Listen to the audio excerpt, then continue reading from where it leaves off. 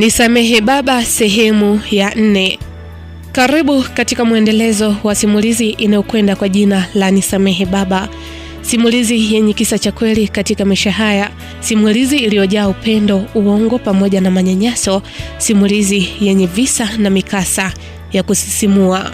Mtunzi na msimuliaji wa simulizi hii ni mimi Faraja Simkwai. Unaweza kunipata katika mitandao ya kijamii Facebook, Instagram, TikTok pamoja na YouTube. Napatikana kama Faraja Simkwai. Anayetuelezea kisa hiki ni kijana anayefahamika kwa jina la Moses Pesa Mbili. Ni kipi ambacho Moses alimkosea baba yake hadi kufikia wakati wa kuweza kumuomba msamaha baba yake, akimuomba amsamehe?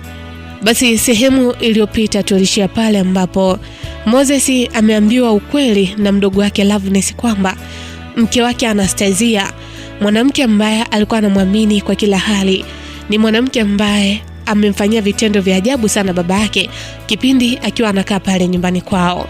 Na kwa mujibu wa maelezo ya ndugu wake na Moses, kaka yake pamoja na mdogo wake Loveness wanasema kwamba kila ilikuwa akifika pale nyumbani kwa kaka yao Moses, basi mke wake Moses anayefahamika kwa jina la Anastasia alikuwa anawapa masharti kwamba ndugu wa mwanaume hawaruhusiwi kukaa nyumbani kwake zaidi ya wiki moja, na kama kuna ndugu yoyote ambaye atathubutu kukaa zaidi ya wiki moja, basi cha moto atakiona. Moses alikuwa haamini maneno haya ambayo alikuwa anaambiwa na ndugu zake juu ya tabia mbaya ya mke wake, kwamba mke wake ni mbaguzi. Siku zote Moses aliamini kwamba mke wake Anastasia ni mwanamke mnyenyekevu, mwanamke mwenye heshima, mwanamke anayejali, mwanamke ambaye si mbaguzi kama wao wanavyomzania. Basi baada ya babake Moses kuondoka na kurudi nyumbani kwake Kigoma, ndipo alipopata taarifa mpya kwamba baba yake amepitia mazingira magumu sana wakati akiwa pale nyumbani kwake. Baba yake Moses alikuwa akiosheshwa vyombo, akipikilishwa, akifulishwa nguo, ingali mke wa Moses yupo nyumbani, tena zaidi na msichana kumsaidia kazi alikuwepo pale nyumbani. Yote hayo mke wa Moses alimfanyia baba yake Moses ili mradi tu kumkomoa, ili asiendelee kukaa pale nyumbani, kwa sababu mke wa Moses aliona kwamba Moses jicho lote na moyo wake wote uko kwa baba yake. Aliahidi kwamba atamlea baba yake hadi mwisho wa uzee wake, jambo ambalo linaonekana lilimkasirisha sana Anastasia ambaye ni mke wake Moses. Basi Moses anaendelea kusema kwamba baada ya kumwambia maneno yale Anastasia kwamba nikigundua kwamba kuna kitu chochote ambacho alimfanyia baba yangu, basi sitamwacha salama, kwa sababu nilimwambia kwamba mimi nampenda mwanamke ambaye ana upendo wa ukweli na si upendo wa maigizo. Kama mtu anaweza kunipenda mimi na anashindwa kuipenda familia yangu, kama mtu anaficha chuki zake kwa kivuli cha upendo, basi anaweza kunifanyia kitu kibaya ambacho anaweza kuja kuumia hapo baadaye zaidi kuliko hapa nilivyoumia sasa. Mke wangu baada ya maneno yale alikuwa ni mtu mnyonge sana, alinyongonyea sana, ni tofauti na kipindi chote ambacho nimemzoea. Nikamuuliza mke wangu Anastasia, vipi mke wangu, mbona uko hivyo? Yaani tangu nikwambia maneno yale haupo sawa kabisa, ni kipi ambacho kinaendelea? Mke wangu Anastasia akaniambia kwamba hapana mme wangu, lakini nimekuwa na mashaka, kwa nini una imani na mimi tena wakati wewe ndio mwanaume ambaye nilikuwa nakuamini kuliko mtu yoyote yule duniani? Kwa nini umeanza kusikiliza maneno ya watu? Kwa nini umeanza kusikiliza maneno ya ndugu? Ujui ndugu kwamba ndio ambao huwa wanakuwa chanzo kikubwa cha kuvunja ndoa za watu? Kwa nini unataka kuibomoa familia hii tuliyoijenga kwa amani na upendo na mshikamano? Eti Moses, ina maana uniamini mimi mke wako kwa sababu pale mezani umeniambia maneno ambayo yameuchoma sana moyo wangu? Nimeumia sana Moses. Ina maana hata wewe uniamini mimi mke wako? Ni siku gani ambayo nimekuvunjia heshima mme wangu? Ni siku gani ambayo nimeonyesha tabia mbaya kwako? Ni siku gani ambayo hata kijiko nimekuoshesha mme wangu? Ndio uje uniambia kwamba mimi nilimwambia baba aoshe vyombo kweli? Baba yako mzazi, baba mkwe wangu? Hapana, hii imeniuma sana. Nikamwambia samahani sana mke wangu, samahani kama nitakuwa nimekukosea, samahani kama swali langu hili ambalo nimekuuliza limeuvunja moyo wako, samahani sana. Sikupanga wala sikudhamiria kukuumiza moyo wako. Unajua fika mke wangu nakupenda, unajua fika wewe ndio mama wa watoto wangu, unajua fika Anastasia wewe ndio furaha yangu, kwa nini nikufanyie hivyo mke wangu, eti mama wa watoto? Anastasia akaniambia sawa bwana, kwa kuwa wewe ndio umeamua, lakini ujue kwamba watu waanze kubadilika kidogo kidogo. Naona kabisa imani yako kwangu mume wangu imeanza kushuka, kwa sababu tangu tuoane mimi na wewe hujai nifokea hata siku moja, hujai nitolea maneno makali kama yale ambayo umenitolea leo. Hakika kweli binadamu hubadilika. Nikamwambia sorry, nisamehe sana mke wangu, lakini nimefanya haya tu ni kwa sababu Waswahili wanasema lisemwalo lipo, na kama alipo basi laja. Kwa hiyo mimi ninachokiomba mke wangu, basi haya yaliyosemwa yasiwepo na yasije, kwa sababu nakupenda sana mke wangu, lakini hata ndugu zangu pia nawapenda sana, kwa sababu mimi najua tumeishi vipi maisha yote haya mimi pamoja na ndugu zangu. Anastasia akaniambia sawa. Basi baada ya mazungumzo hayo tukalala. Asubuhi nikaamka nikajiandaa, nikamwaga mke wangu kwamba nimechaguliwa na ofisi niende mkoani kikazi, hivyo nitakaa kama siku 2 kisha nitarejea. Mke wangu akaniaga, akaniambia sawa mume wangu, mimi nakutakia kazi njema na majukumu mema. Tafadhali ufikapo huko usije kanisahau, ukifika tu naomba unipigie simu ili nijue unaendeleaje. Nikamwambia wao, asante sana mke wangu, ndio maana nakupenda sana, unajua kunijali, unajua nini ambacho nakitaka, unajua jinsi ya kuniweka mimi mume wako nijisikie furaha muda wote. Mke wangu akaniambia sawa mume wangu, haina shida. Basi tukaagana mimi pamoja na mke wangu Anastasia, lakini ukweli ni kwamba nilimdanganya mke wangu. Si kwamba nilikuwa naenda mkoani kikazi, bali nilipanga safari hii ili niende Kigoma kwa baba, nikajua kila kitu ambacho kilikuwa kinaendelea, na lengo kubwa lilikuwa ni kumuomba msamaha baba yangu mzee Pesa Mbili. Basi safari ya kuelekea mkoani Kigoma ilianza. Mida kama ya saa 1 hivi usiku nilifika nyumbani. Kufika pale nyumbani, kiukweli sikuamini kile ambacho nimekiona. Nilimkuta yule binti yangu wa kazi Doris akiwepo pale nyumbani. Aliponiona tu akaniambia, "Oh, baba Christian, karibu." Nikamwambia asante. "Doris, wewe tena? Kwa nini uko hapa? Kwani hapa ndipo pa wazazi wako?" Doris akaniambia, "Ndio, ni pa wazazi wangu." Nikamwambia, "Kwa wazazi wako? Kwa nini kwa wazazi wako? Wakati hapa ni nyumbani kwetu. Na humu anaishi baba yangu. Kwa nini wewe uko hapa? Unanichanganya Doris ujue." Doris akaniambia, "Kaka, karibu ndani kwanza upumzike, alafu mambo mengine tutaongea hapo baadaye." Nikamwambia sawa. "Vipi, baba yuko wapi?" Akasema baba amelala, amepumzika, kwa sababu daktari alisema kwamba apate muda mrefu sana wa kupumzika kulingana na maradhi ambayo yanamsumbua. Kwa hiyo huwa anahakikisha kwamba ifikapo saa 12 baba tayari awe ameshaingia kitandani kulala. Kwa hiyo siwezi kumwamsha, asubuhi utaonana naye, siwezi kumwamsha saizi, utanisamea kakaangu. Nikamwambia sawa, nimekuelewa. Nikamuuliza hapo unaishi na nani mwingine? Akaniambia hapana kaka, mimi hapa naishi tu na baba, kwa sababu akina dada na kaka ndio amenipa hili jukumu la kumwangalia baba. Nikamwambia sawa. Haya, asante kwa kumwangalia babangu. Akasema sawa.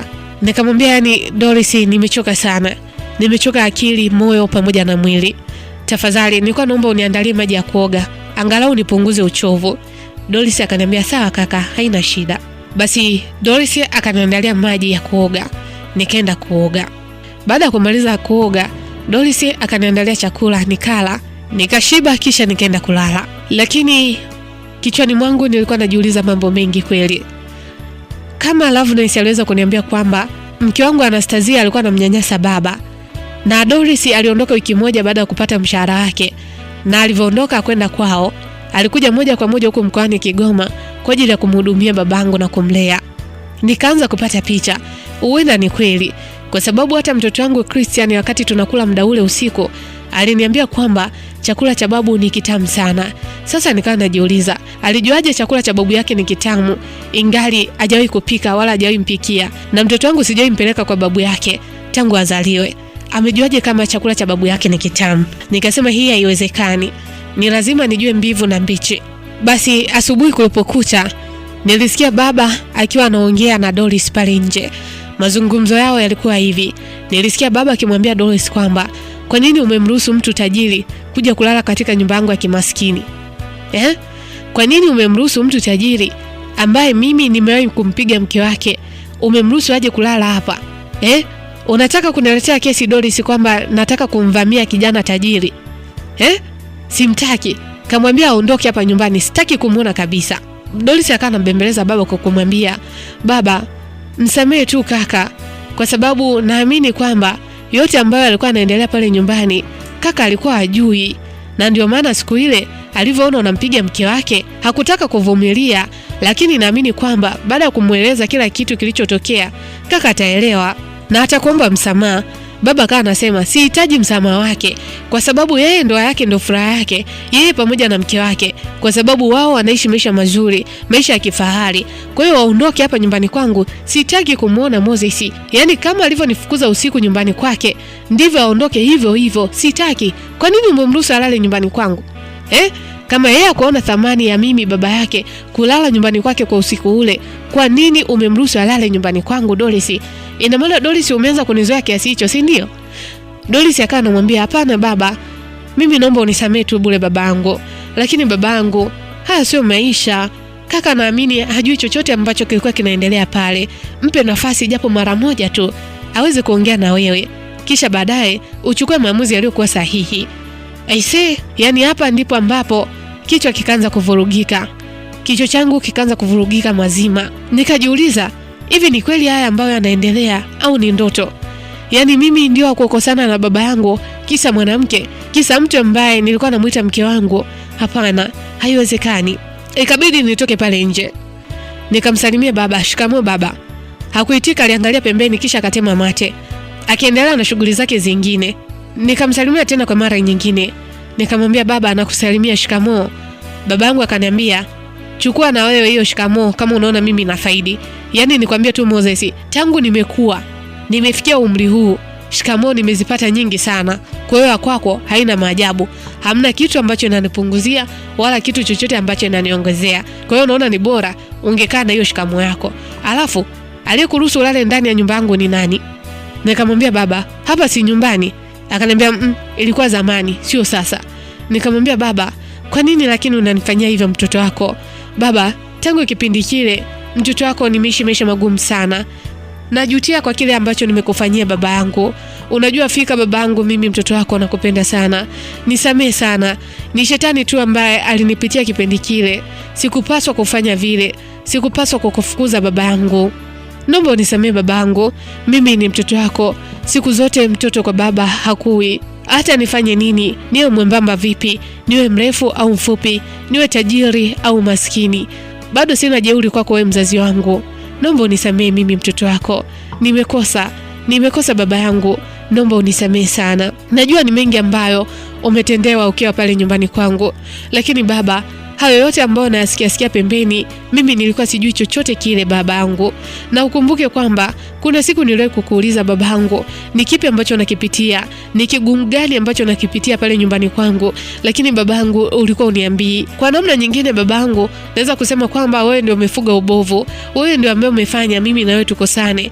Kama ungeniambia hapo mwanzo kwamba mke wangu ana hizo tabia ambazo naambiwa, mimi nisingeweza kuvumilia, ningemtoa yule mwanamke. Baba akaniambia, ungemtoaje furaha ya maisha yako? Ungemtoaje mwanamke ambaye unampenda kuliko kitu chochote hapa duniani? Moses. Nikamwambia baba, ukweli nakwambia, na hapa mbele ya Mungu wangu mmoja, hata siku moja baba yangu sijai kujua kwamba ulikuwa unanyanyasika pale nyumbani. Mimi nilikuwa najua kwamba ulikuwa unaishi maisha mazuri tu, ukizingatia muda ninaotoka nyumbani na muda ninaorudi. Na vile ambavyo nilikuwa namwamini mke wangu, sikuzani kwamba anaweza kufanyia hicho ambacho amekufanyia. Doris, kwa nini hata wewe Doris uliamua kunificha mambo yote ambayo yanaendelea? Nimesikia kila kitu ambacho ulikuwa unaongea na baba hapa muda mchache uliopita. Doris, naomba uniambie ukweli, mwanzo mpaka mwisho. Tangu siku ya kwanza alipofika baba hadi ile siku ambayo ameondoka. Doris akaniambia, ni kweli, ninaweza kukuambia kila kitu ambacho kilikuwa kinaendelea pale nyumbani. Kwa sababu kuna siku nilijua tu kwamba haya yote ipo siku yatafichuka. Mimi kaka yangu, kila kitu ambacho kilikuwa kinaendelea nilikuwa na rekodi kwenye simu yangu. Kila kitu ambacho kilikuwa kinaendelea nilikuwa natunza kumbukumbu katika simu yangu. Niliamini kwamba ipo siku utahitaji kujua ukweli.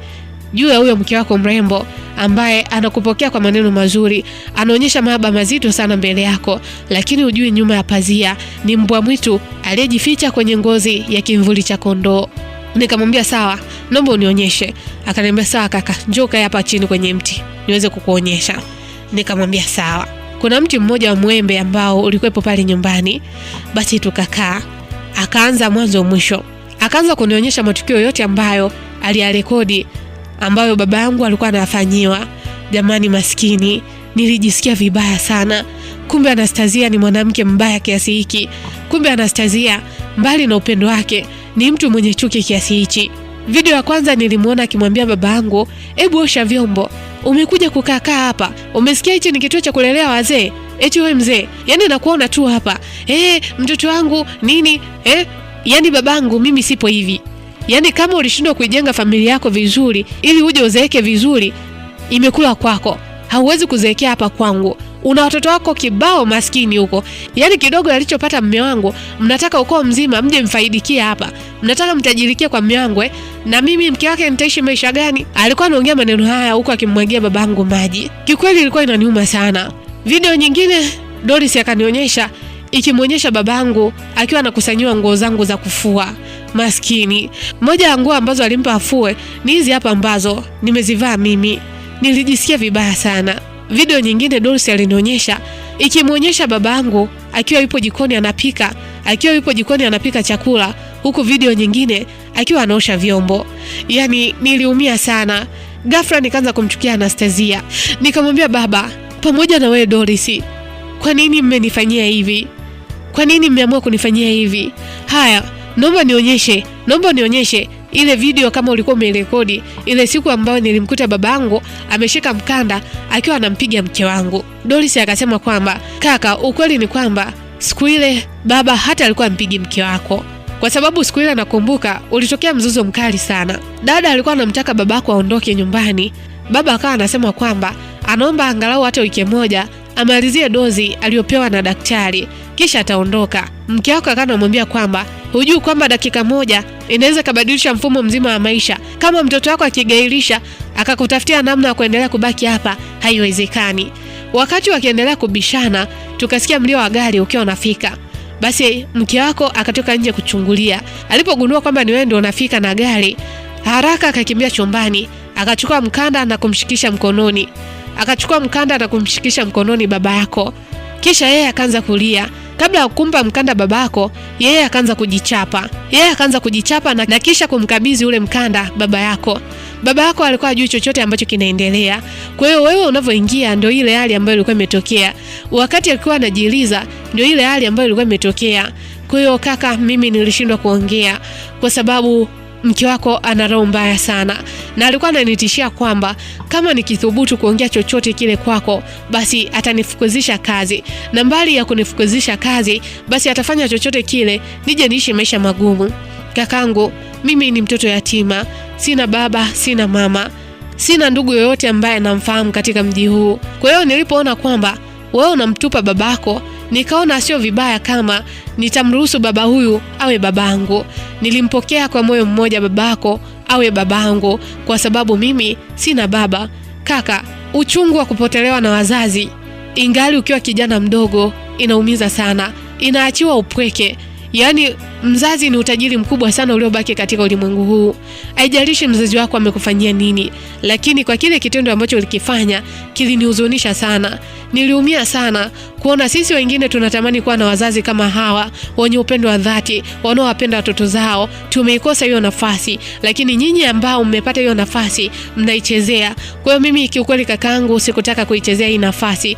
Nilimwomba babako kwa moyo mmoja kwamba anifanye niwe binti yake. Nitafanya kila kitu kwa ajili ya kupotezea maumivu yote ambayo ameyapata.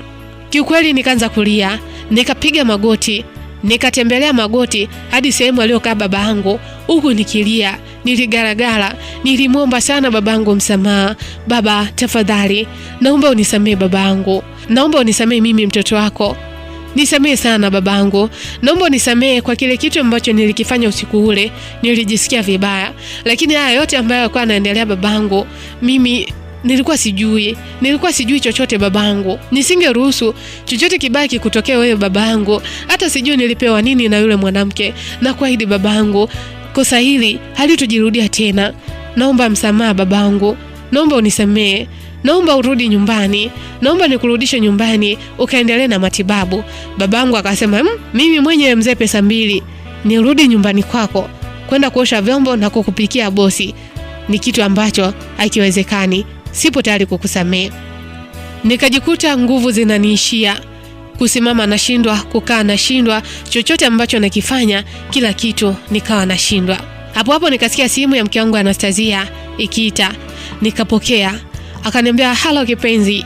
Mambo? Jamani mume wangu, mbona tangu jana hujanitafuta? Najisikia vibaya." Nikamwambia, mke wangu, samahani kwa sababu jana nilizidiwa ghafla kwenye gari. Hivyo nikapelekwa hospitalini. Bado naendelea kupatiwa matibabu. Kama nikipona nitarudi ili tuweze kuongea vizuri." Mke wangu akaniambia, jamani mume wangu, pole. Umeona sasa, ndio kitu ambacho nilikuwa sitaki. Nilikwambia kwamba ukifika ni lazima unipigie. Ulipaswa kunipigia mimi mke wako kwa sababu hali yako inatakiwa niijue mimi. Ona sasa nimekutafuta siku nzima. Nikamwambia, usijali mke wangu, nikipona nitakuja kwa sababu kuna mambo mengi ambayo nataka kuweka sawa. Kuna bonge la surprise ambalo nimekuandalia mke wangu, hautaamini. Akaniambia, "Wow, asante sana mume wangu." Nikamwambia, "Uliniambia weekend hii unataka uende wapi? Kwenye matembezi?" Akaniambia, "Weekend hii nilikuwa nataka niende visiwani Zanzibar, nikatalii baadhi ya maeneo." Nikamwambia, "Hata usiwaze mke wangu, nitakufanyia hicho ulichokitaka." Akasema, "Sawa mume wangu." Naam, na huo ndio mwisho wa sehemu ya 4 wa simulizi yetu pendwa inayokwenda kwa jina la Nisamehe Baba. Haya, Moses tayari ameshaujua ukweli wa mke wake. Je, atamfanya nini mke wake Anastasia, mwanamke ambaye anaonyesha mapenzi ya dhati mbele yake, lakini kumbe ni mwanamke ambaye ameficha roho yake mbaya kwenye kivuli cha upendo? Na vipi kuhusiana na baba yake Moses? Je, baada ya mtoto wake kumwomba msamaha atafanikiwa kumsamehe? Usikose kufuatilia mwendelezo wa simulizi hii.